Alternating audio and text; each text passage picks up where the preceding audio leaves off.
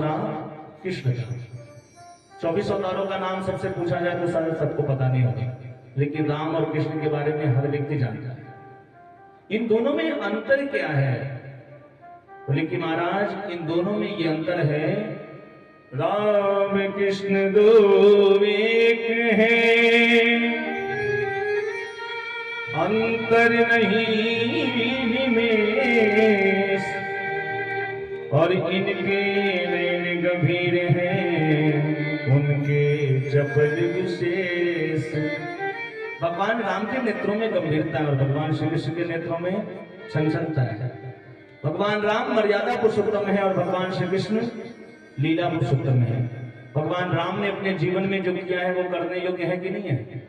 करने योग्य है सच में। प्रभु श्री राम अपने पिता की बात मान करके, आज्ञा मान करके, शिरोधार्य करके 14 वर्ष का वंश स्वीकार कर लेते हैं। और भगवान श्री कृष्ण ने अपने जीवन में जो किया है वो करने योग्य है कि नहीं है? भगवान श्री कृष्ण तो गोपियों के वस्त्र चुराए थे। बहुत सारे लोग तर्क करते हैं कि महाराज भगवान श्री कृष्ण ने तो 16,108 विवाह किया था, हमने 2-4 कर लिया तो क्या बुराई? भगवान श्री कृष्ण अपने जीवन में जो किए हैं वो करने योग्य नहीं है, अपितु भगवान श्री कृष्ण ने अपने जीवन में जो गीता का उपदेश किया है ना, वो अपने जीवन में उतारने का विषय है। भगवान श्री कृष्ण लीला पुरुषोत्तम है, लीला करने में इनका कोई जवाब नहीं है। सुखदेव जी कहते हैं कि हे राजा परीक्षित, सबसे पहले नारायण के पुत्र ब्रह्मा हुए, ब्रह्मा के पुत्र मरीचि, मरीचि के पुत्र कश्यप, और कश्यप के पुत्र हैं सूर्य। बल्कि सूर्य का एक वास्तविक नाम है विश्वस्वान, और इन्हीं से सूर्य वंश प्रारंभ हुआ। विश्वस्वान के द्वारा जो पुत्र उत्पन्न हुआ ना, उसी को हम लोग वैवस्तु मनु कहते हैं। और वैवस्तु मनु महाराज के पुत्र हुए प्रद्युम्न जी, जो गलती से एक बार शिव जी के बागीचे में जाने की वजह से उनको स्त्री बनना पड़ा। अंत में उन्होंने अपने शरीर को त्याग दिया। वैवस्तु मनु महाराज के मन में बड़ी चिंता हुई। उनके 10 पुत्र थे, उनके 10 पुत्रों में एक पुत्र का नाम है सरयाती। सरयाती नाम के जो पुत्र हैं उनके वहां एक परम सुंदरी कन्या ने जन्म लिया जिसका नाम है सुकन्या। एक बार राजा अपनी कन्या सुकन्या को लेकर के जंगल में अपने सैनिकों के साथ शिकार करने के लिए गया। वहां पर च्यवन ऋषि जंगल में बैठ करके तपस्या कर रहे थे। उनके पूरे शरीर को दीमक ने मिट्टियों से ढक दिया था, केवल दोनों आंखें चमक रही थी। वो सुकन्या नाम की कन्या कौतूहलवश कि ये कौन सी वस्तु हो सकती है, उसने एक सीख लिया और च्यवन ऋषि की आंखों में खोद दिया, जिससे च्यवन ऋषि की आंखें फूट गई, उससे रक्त निकलने लगा। च्यवन ऋषि की समाधि खुली। अब तो सभी राजा और सभी उनके साथ जो मंत्री करते सभी भयभीत हो गए कि कहीं च्यवन ऋषि हमें श्राप ना दे दें। तो च्यवन ऋषि ने कहा कि हे राजन, तुम्हारी पुत्री ने मेरे नेत्र फोड़े हैं, इसलिए अब यही मेरी सेवा करेगी। राजा की इच्छा न होते हुए भी राजा अपनी परम सुंदरी कन्या सुकन्या का विवाह च्यवन ऋषि के साथ में कर दिए। आगे चल करके अश्विन कुमारों ने आकर के च्यवन ऋषि की आंखों को ठीक कर दिया। इसी वंश में एक परम प्रतापी राजा हुए सज्जनों, जिनका नाम है महाराज अम्बरीश। और कौन नहीं जानता है महाराज अम्बरीश को? महाराज अम्बरीश ने अपने जीवन में जितनी भी एकादशी के व्रत होते हैं ना, सभी व्रतों का पालन किया। महीने में कितनी एकादशी होती है सज्जनों? 2 एकादशी होती है, एक शुक्ल पक्ष की और एक कृष्ण पक्ष की। एकादशी व्रत का एक नियम है सज्जनों, जब भी हम एकादशी का व्रत करें तो एक दिन पहले से चावल का परित्याग कर देना चाहिए। चावल खाना तो दूर की बात है, छूना भी स्पर्श करना भी मना किया गया है। और एकादशी तिथि का पारण द्वादशी तिथि में ही हो जाना चाहिए। कभी कभी क्या होता है कि आज ही एकादशी और आज ही दोपहर के बाद द्वादशी तिथि लगे, तो कल द्वादशी तिथि थोड़े समय तक है। और ऐसे में कहीं मान लीजिए आप सफर में हैं, यात्रा में हैं, आपने व्रत किया है, तो द्वादशी तिथि समाप्त हो रही है, पारण कैसे करेंगे? मान लीजिए घर पे तो व्यवस्था है, लेकिन यात्रा में तो व्यवस्था नहीं है। ऐसी परिस्थिति में यदि व्यक्ति एक गिलास जल उसमें तुलसी पत्र डाल करके भगवान का स्मरण करके वो तुलसी पत्र और जल पी ले तो पारण मान लिया जाता है। एक बार की बात है, महाराज अम्बरीश ने एकादशी का व्रत किया था।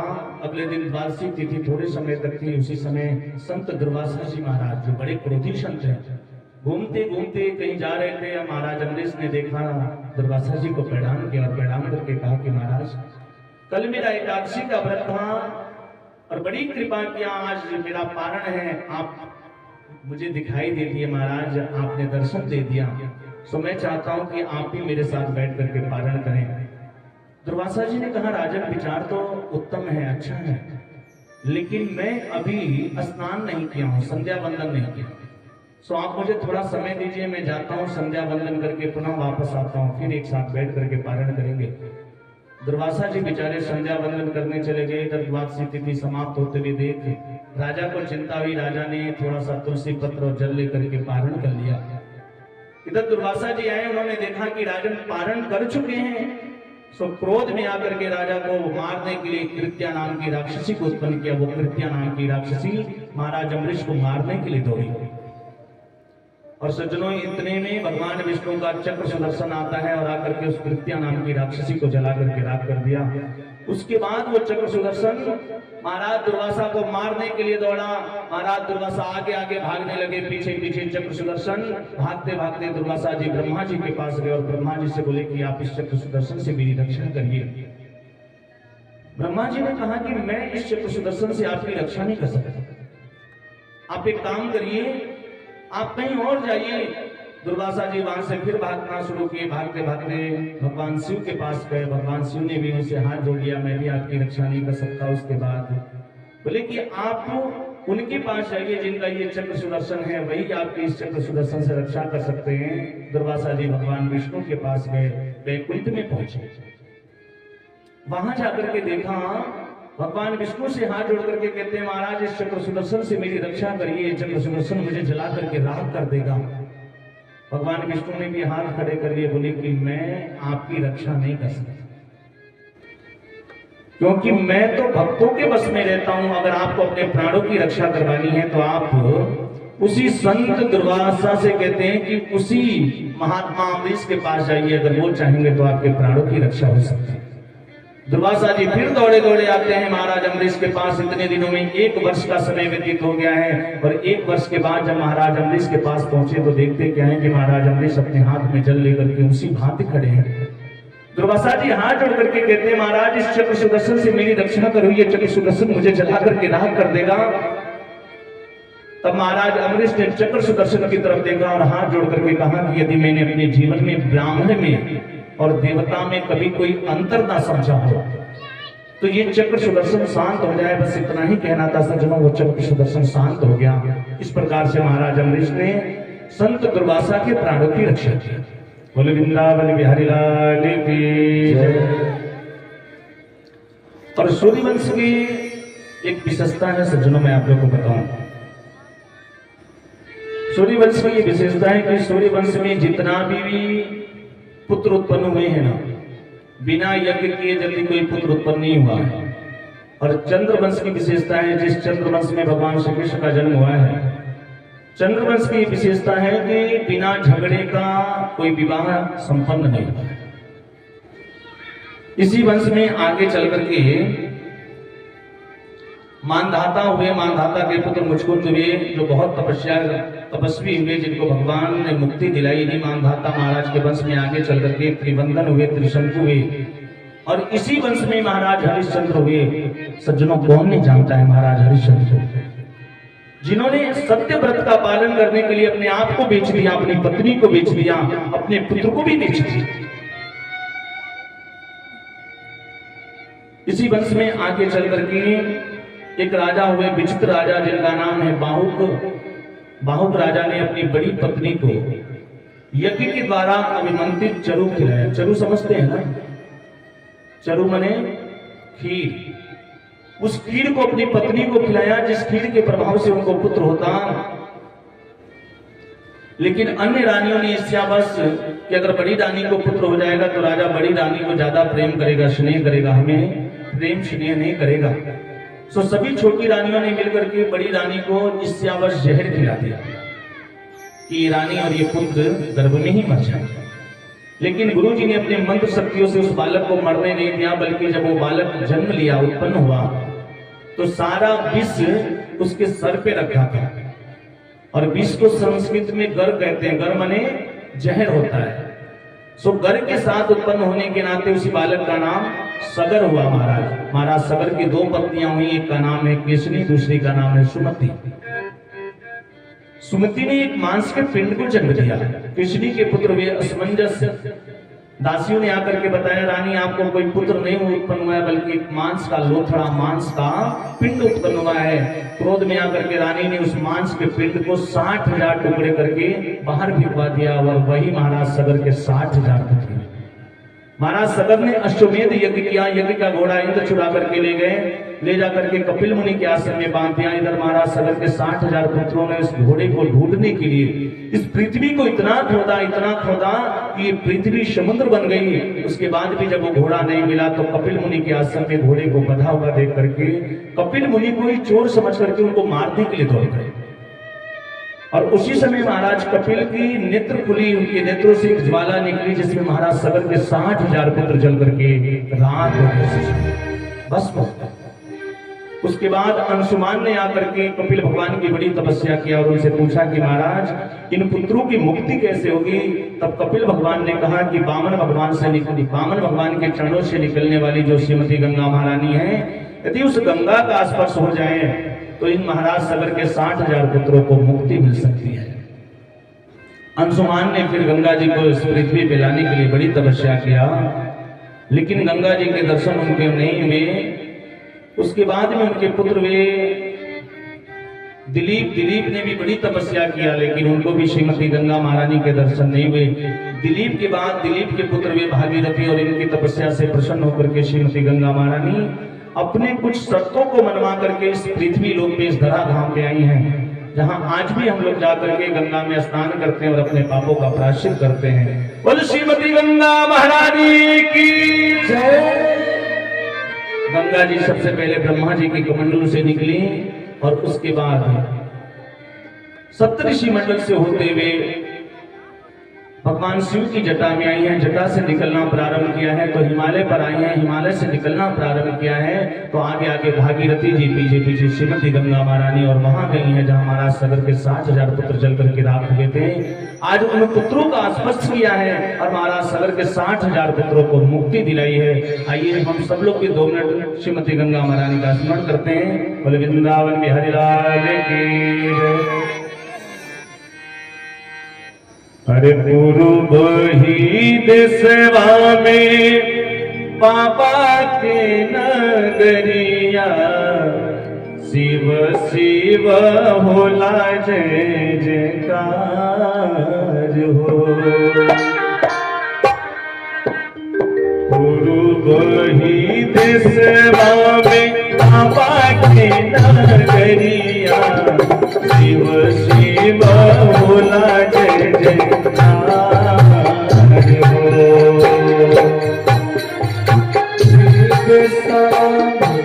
बाबा के नगरिया,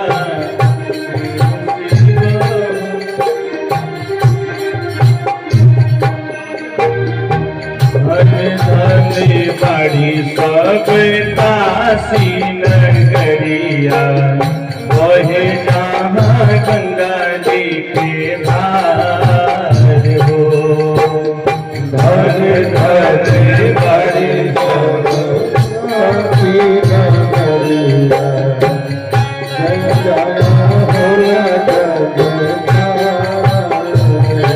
क्या बात है, समझ में आ रहा तो सुन लो मेरी ताली बजाए।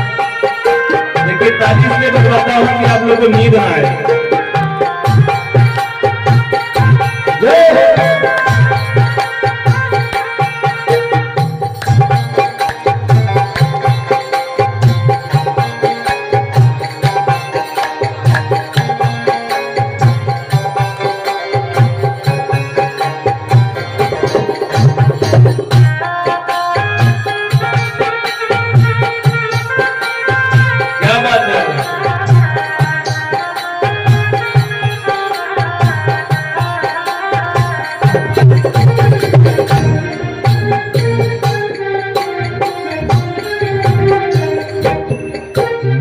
दुखिया भी आवे सब आवे सुखी अरिया, गंगा मैया ढोवे सबके भार हो।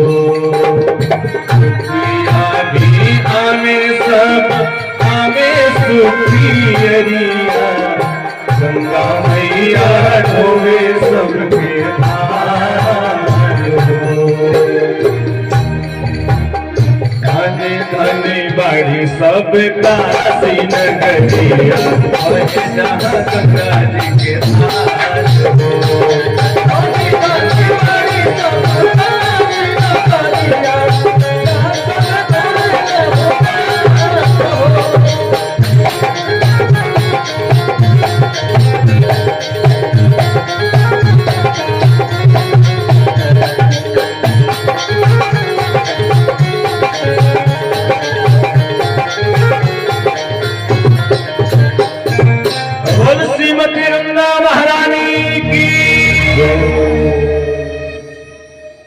मैं देख रहा हूं कि अभी भगवान राम का भी प्राकोत्सव नहीं हुआ है और अभी से आप लोग सोना शुरू कर दिए हैं।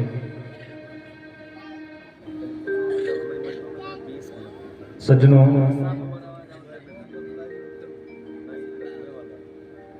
सज्जनों,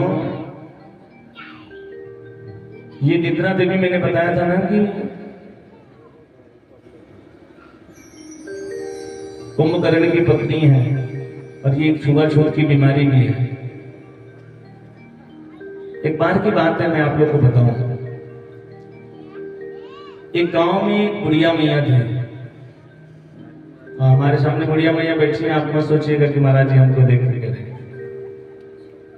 एक गांव में बुढ़िया मैया थी, जहां कहीं भी कथा होती थी ना, 2-4-5 किलोमीटर के दूरी में तो जरूर जाती थी कथा सुनने के लिए। लेकिन संजोग से बुढ़िया मैया के दांते में बहुत दर्द होता है। 3 दिन हो गए बुढ़िया मैया के दांत के दर्द ठीक ना है। पहले तो बुढ़िया मैया जितना खरगिरवा दवाई होला जे जौन बताओ कि भाई कला कला गांव वाला दवाई उपयोग कैली, लेकिन लाभ ना भय। जब 3 दिन हो गए तो उनके लगल की बुझाता बिना डॉक्टर के लगे गई ठीक ना हो। एक दिन बेचारी तैयार होके डॉक्टर के यहाँ जाए खातिर तैयार भेली। संजोग से उनके गांव से 3 किलोमीटर दूर पे बाजार लगता था।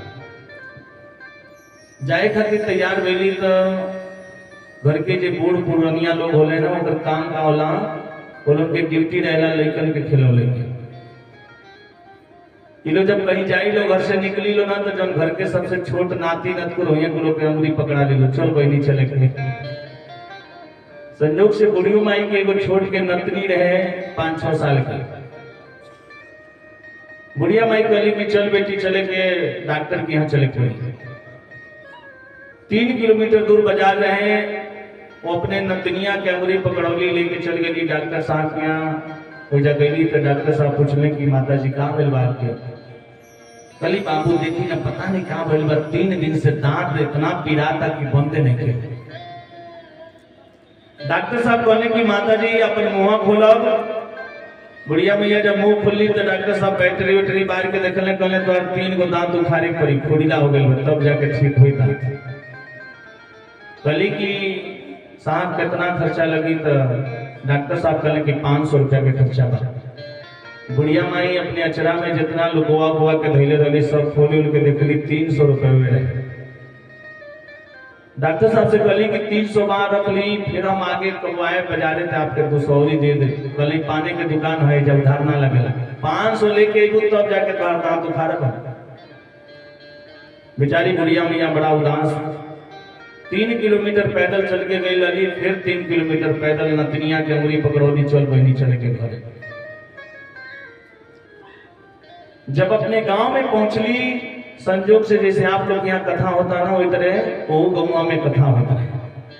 बुढ़िया मैया देखलो, अरे बाप रे बाप, पूरा गांव के लोग का बात हो, पूरा गाँव के लोग एक अच्छा बा, कहीं सलाम बा मोदी जी को योजना लॉन्च कैले बनी, सब लोग आयल बा आवास वास भरवावे।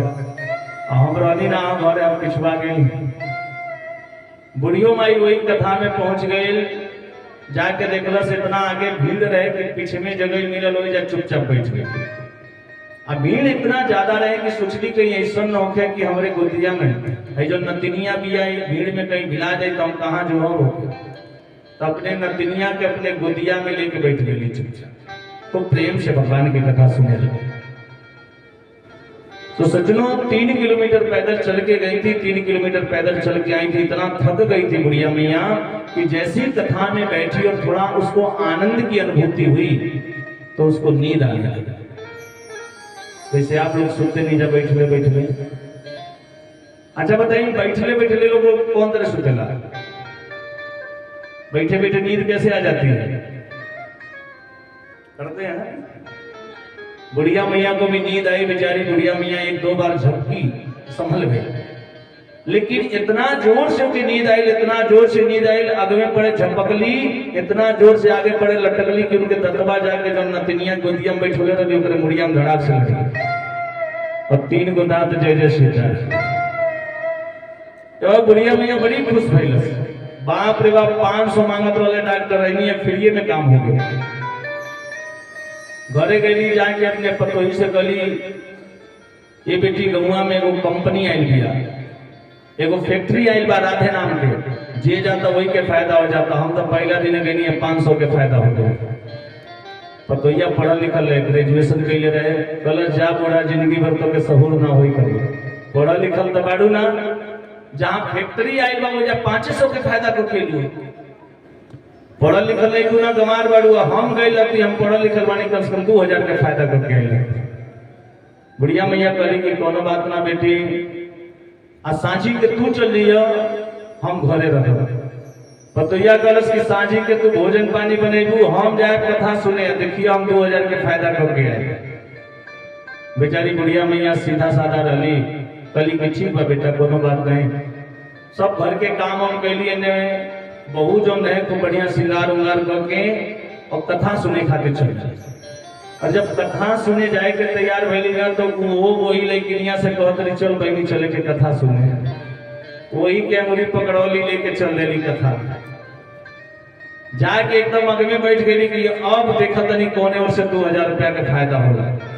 लगली दिमाग भिड़ावे अपना, दिन भर इतना काम कैले रही कि जैसे कथा में बैठली ना तो उन्हों के नींद आवे लगा। और इन्हों के 2-3 बेर झपकी आई, बेचारी संभल गई नहीं, लेकिन तीसरा बेर इतना जोर से झपकी आई, अगे में पड़े लटकली, इनके दतवा जाके वही लड़किनिया के मुड़िया में फिर धड़ाक से लगी। और जैसे लड़ल तागमे के 3 गो जय जय सीता।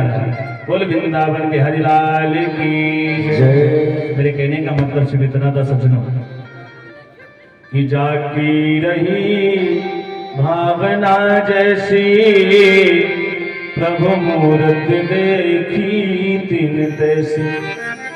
बुढ़िया मियाँ तो भाव से आई थी इसलिए उसका फायदा हो गया, लेकिन ये फायदा करे आई लली 3 गो दांत लगवे के टूट गए, जाके चांदी के दांत लगवा पड़ल, 5000 के नुकसान हो। बोल वृंदावन बिहारी लाल की। इसलिए कहते सज्जनों, जब खिड़की खोलूं तो तेरा दर्शन हो जाए, और जब खिड़की खोलूं तो तेरा दर्शन हो जाए।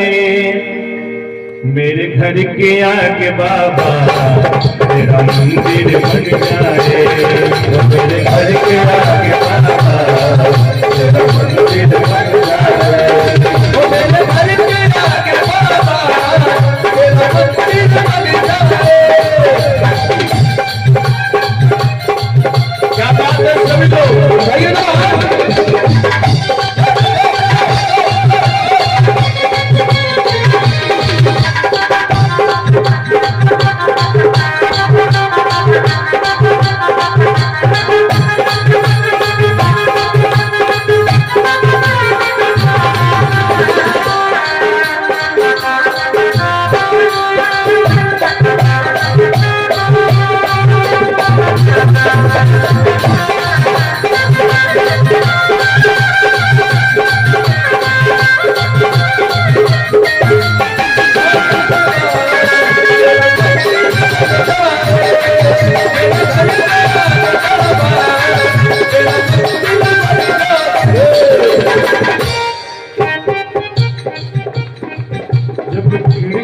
खोलूं तो तेरा दर्शन हो जाए, जब खिड़की खोलूं तो तेरा दर्शन हो जाए, जब खिड़की खोलूं तो तेरा दर्शन हो जाए, जब खिड़की खोलूं तो तेरा दर्शन हो जाए।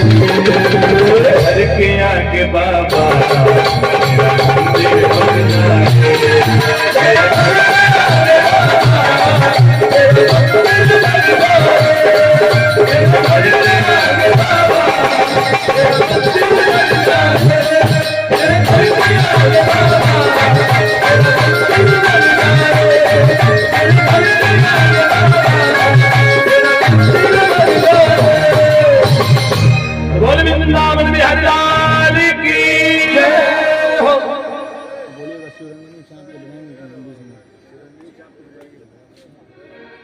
बोले कि महाराज हम लोग चर्चा कर रहे थे सूर्यवंश की।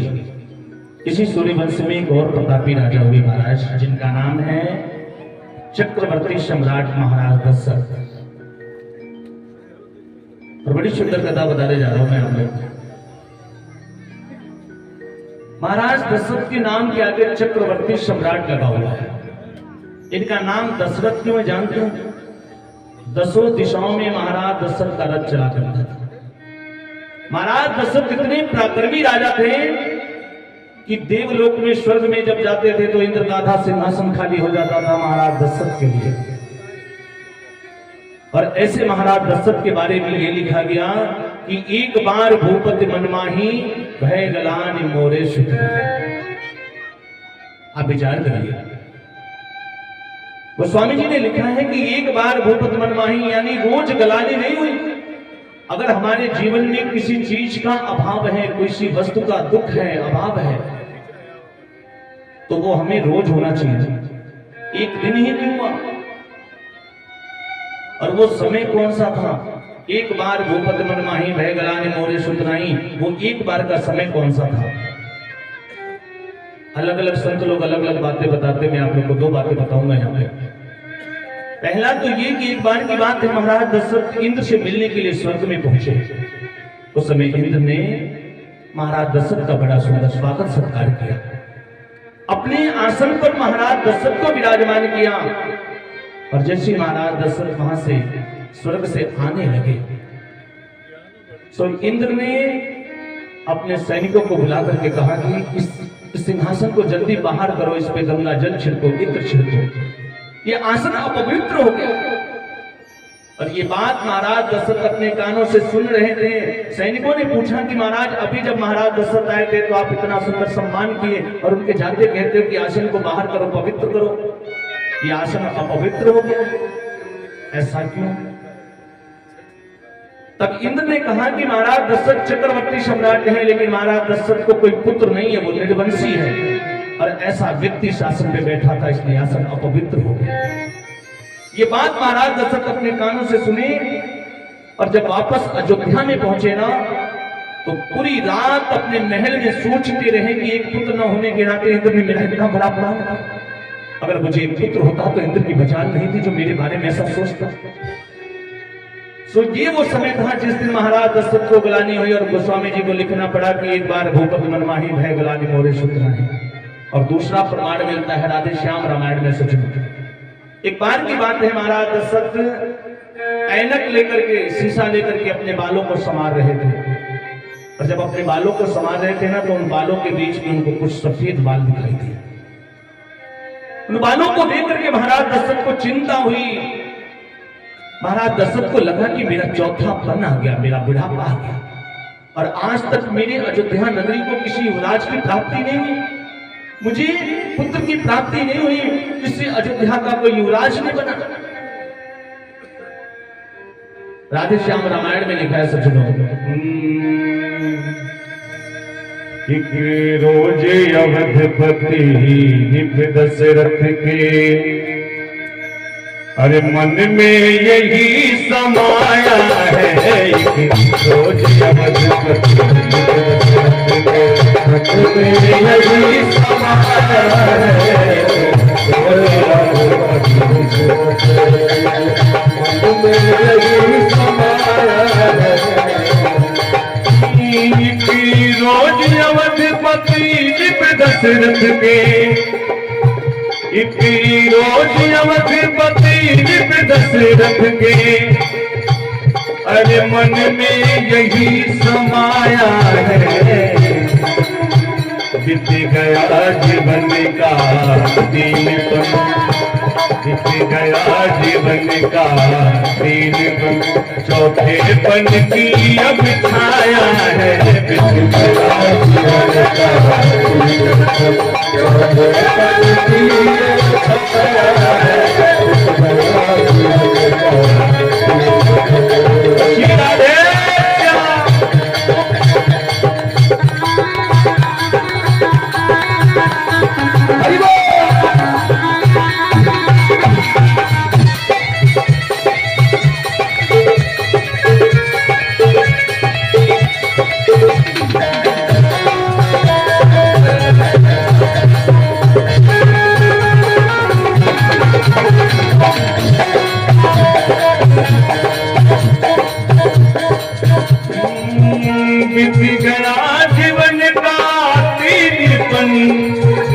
चौथेपन की अब छाया है। और थोड़ा पीछा करते। लगता है ब्रह्मा ने हमको, लगता है ब्रह्मा ने हमको अपना संदेश पठाया है।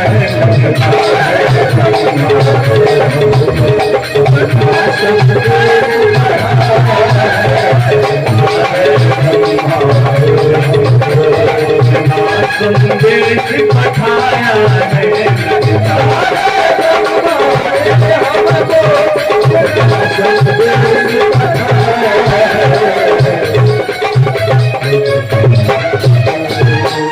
बोल राधे कृष्ण भगवान की जय।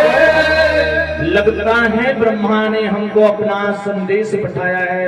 इस जीवन का 3 पन समाप्त हो गया, चौथे पन की बारी आ गई और आज तक अयोध्या नगरी को उसके राजकुमार की प्राप्ति नहीं हो पाई। ये वो समय था जिस समय महाराज दशरथ को गलानी हुई और गोस्वामी जी को लिखना पड़ा कि एक बार भूपत मन माही भय गलान मोरे सुतना है। और जब महाराज दशरथ को गलानी हुई तो पूरी रात नींद नहीं आ रही। सवेरा हुआ, प्रातः काल होते ही महाराज दशरथ किसी से मिलते नहीं है, सीधे अपने गुरु जी के पास जा रहे हैं। और तब गोस्वामी जी ने लिखा कि गुरु बिह गए वो तुरंत वही पाला, गुरु बिह गए वो तुरंत वही पाला। शरण लागी करी विनय विशाला, शरण लागी करी विनय विशाला। निज दुख सुख सब गुरु ही सुनाया हूँ, निज दुख सुख सब गुरु ही सुनाया हूँ। हाई वशिष्ठ बहु विधि समय जाया, हर कहानी वशिष्ठ बहु विधि समझाया हूँ। गुरु जी के चरणों में जाकर के महाराज दशरथ लौट गए और अपने दुख का कारण बताए हैं। तब उनके गुरु वशिष्ठ जी उनसे कहते हैं कि राजन चिंता मत करो, धर हो धीर हो वही सुख तारी, धर हो धीर हो वही सुख तारी। भुवन के देते भगति भयाहारी, भुवन के देते भगत भयाहारी। राजा एक पुत्र के लिए परेशान हो, एक नहीं बल्कि थोड़ा धैर्य रखो, तुम्हें 4 पुत्र होंगे और ऐसे पुत्र होंगे जिनकी महिमा पूरे त्रिभुवन में विख्यात होगी। उसके बाद गुरु जी ने क्या किया, शिंगी ऋषि को बुलाया। विचार करिए कि क्या वशिष्ठ जी को यज्ञ कराना नहीं आता था? क्या वशिष्ठ जी पुत्रश्री यज्ञ नहीं करा सकते थे? शिंगी ऋषि को क्यों बुलाया यज्ञ कराने के लिए? बोले कि महाराज पुत्रश्री यज्ञ कराने का अधिकारी वही होता है जो स्वयं पुत्रवान हो, और वशिष्ठ जी के पास कोई पुत्र नहीं था सज्जनों, इसलिए उन्होंने शिंगी ऋषि को बुलाया। सिंगी सहित श्रेष्ठ बुलावा, सिंगी सहित बुलावा, काम शुभ जग करावा, काम शुभ जग करावा। भक्ति सहित मुनिया बुद्धि दीनी, भक्ति सहित मुनिया बुद्धि दीनी। भक्ति अग्नि चारु बरुलीनी, भक्ति अग्नि चारु बरुलीनी।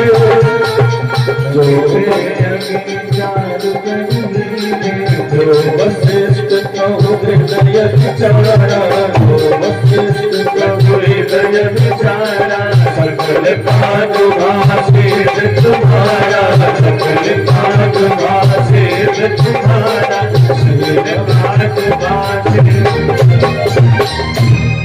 शिंगी ऋषि ने आकर के पुत्र का निश्चय यज्ञ करवाया। उस यज्ञ के प्रभाव से अग्निदेव अपने हाथ में चरु खीर लेकर के प्रकट हुए। गुरु जी ने वो खीर महाराज दशरथ को दिया है। महाराज दशरथ ने उस खीर को अपने तीनों रानियों में विभाजित किया है। उस खीर के प्रभाव से महाराज दशरथ की तीनों रानियों ने गर्भ को धारण किया। धीरे धीरे वो सुंदर सा समय नजदीक आ गया। सज्जनों, नौमी तिथि मधुमास पुनीता शुक्ल पक्ष अभिजित हरिप्रीता। चैत्र मास के शुक्ल पक्ष की नौमी तिथि अभिजीत मुहूर्त और दिन के ठीक 12 बजे आज मेरे राघवेंद्र सरकार का प्राकट्य हो रहा है। माँ कौशल्या के महल के अंदर आज भगवान चतुर्भुज रूप धारण करके प्रकट हुए। बोलो राघवेंद्र सरकार की जय। सशंख चक्रम शंकरेत कुंडलम सफेद वस्त्रम सरसेरुहक्षरम सहार वक्षस्थल कौस्तुभं श्रियं नमामि विष्णुं शिरसा चतुर्भुजम्।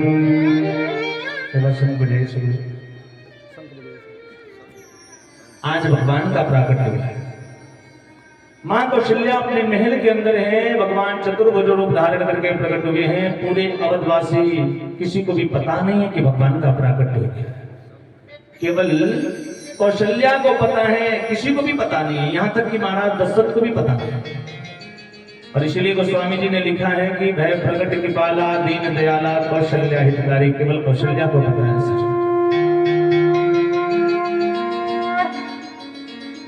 आज मैया ने पूछा, मैया ने पूछा कि आप कौन है। भगवान ने कहा कि माँ याद करो, पूर्व जन्म में आपने और पिताजी ने मेरी तपस्या किया था और उस समय में आप लोग की तपस्या से प्रसन्न होकर के आपसे कहा था कि मुझसे वरदान मांग लो।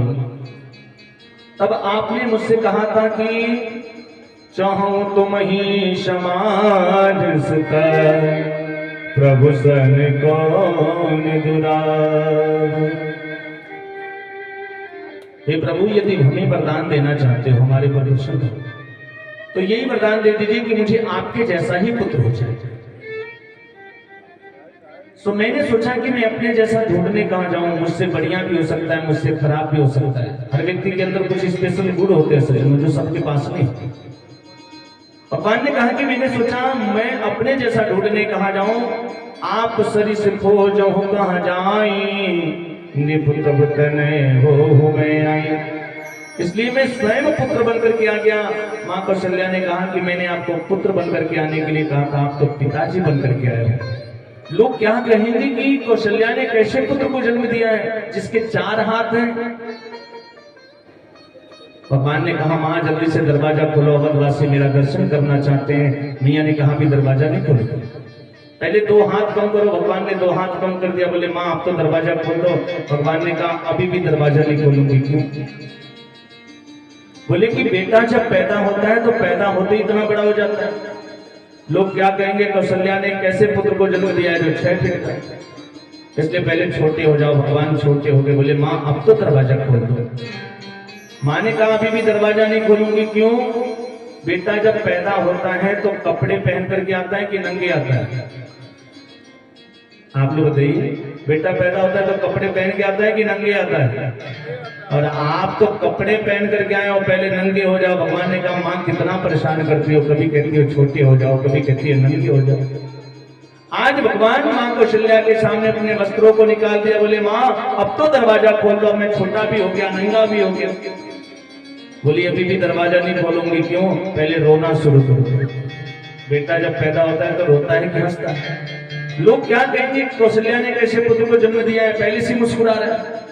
इसलिए रोना शुरू करो। भगवान आज मां की बातों को सुन करके रोना शुरू करते हैं। और गोस्वामी जी ने लिखा है, क्या बात है,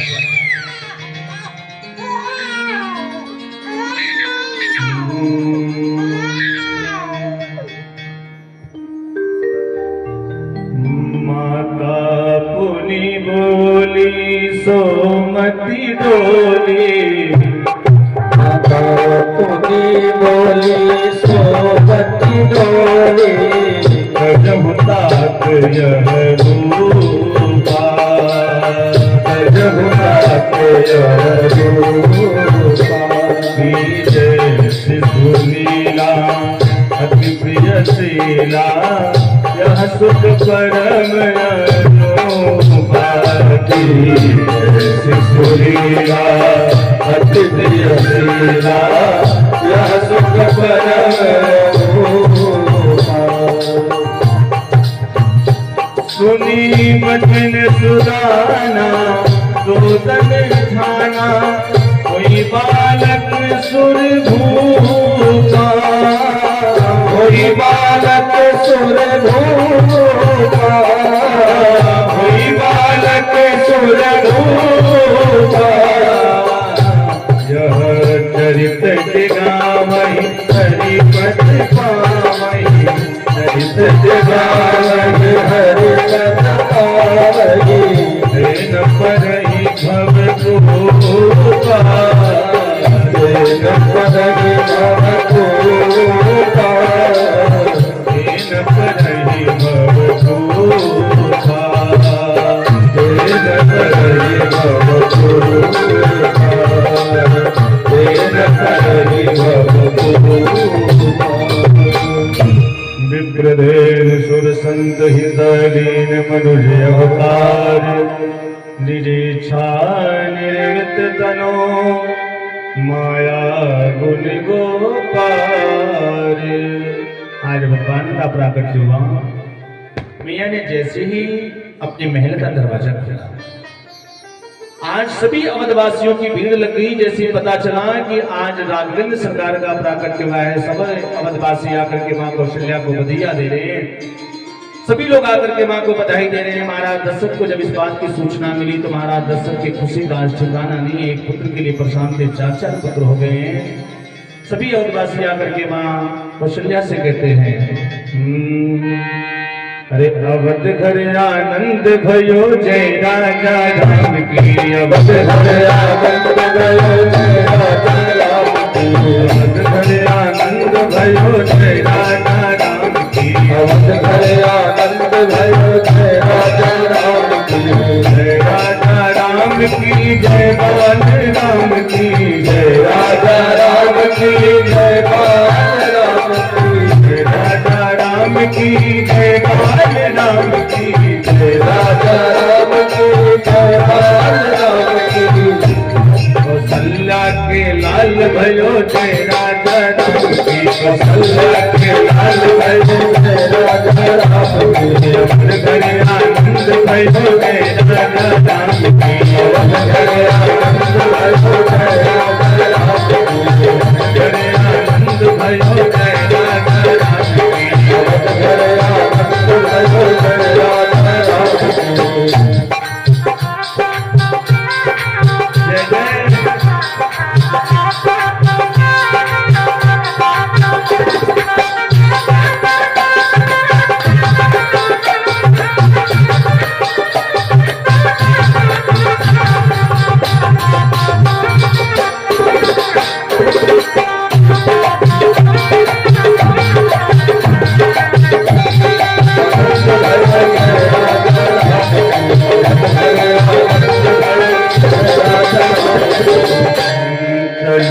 सखी देखिया ये प्यारे रघुवैया। चलो रे सखी देखिया ये प्यारे रघुवैया। प्यारे रघुवैया प्यारे रघुवैया। प्यारे रघुवैया हो प्यारे रघुवैया।